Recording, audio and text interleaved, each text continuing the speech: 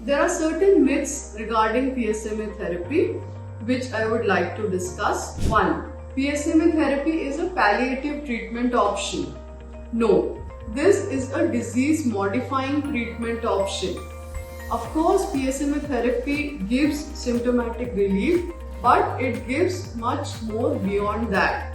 Clinical trials have demonstrated that PSMA therapy improves the survival and gives a better disease control. This was demonstrated in a landmark vision trial which showed that patients lived longer and the time to progress almost doubled from 3.4 to 8.7 months. 2. PSMA targeted therapy is a last resort.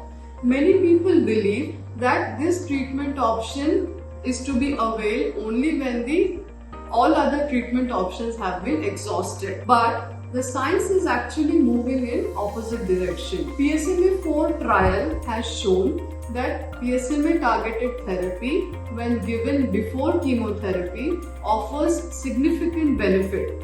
And that's how the treatment paradigm is changing.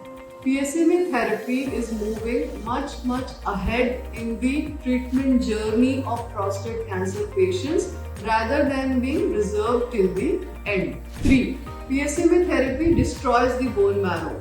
I have had frequent conversations on this, and it's the biggest notion which people have that if you take PSMA therapy, your bone marrow will be finished.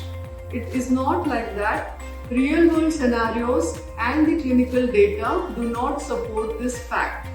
Having said that, we constantly monitor the blood counts, and in reality, many of the patients who come for PSMA therapy are actually heavily pre-treated. That means they would have received multiple chemo sessions or radiation, and in such patients, marrow suppression is actually an additive effect rather than being because of the PSMA therapy alone. PSMA therapy is competing with chemotherapy.